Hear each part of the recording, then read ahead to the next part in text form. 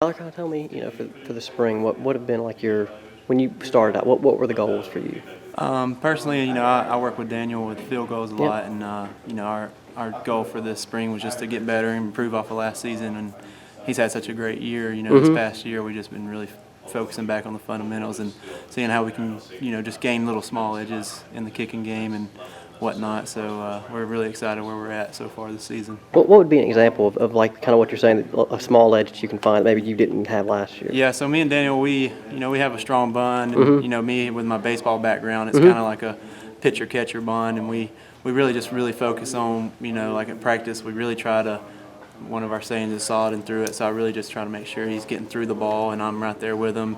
If he tells me, hey, I need a slightly more leaned on the ball, we just have that kind of camaraderie as a, catcher. I mean, it's just like pitcher and catcher as a holder and kicker. I try to make sure that I take as much pressure off him as I can. So it's just little things like that in practice, like just picking up little sayings and stuff that we can kind of go back and forth with each other and know what we're talking about.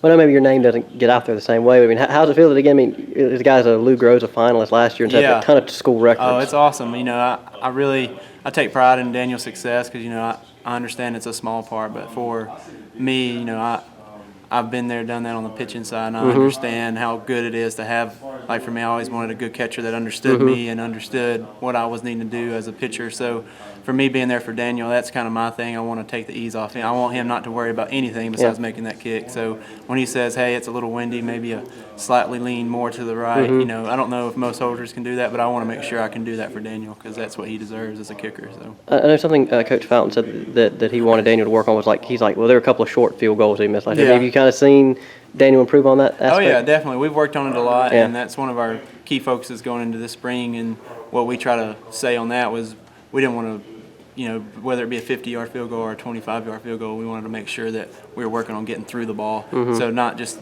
take it as a chip shot. We're going to kick a 25-yard field goal just like it was a 50-yard field goal. So just really focusing on getting through the ball and making sure that we don't cut any edges because sometimes as a short kick, that's what you tend to do as a kicker. So I'm there just to kind of help coach him up on that point. And, just being a little older, it kind of helps having me there to kind of tell him little ins and outs and that sort of thing. So kind of excited to get to be there with him every step of the way.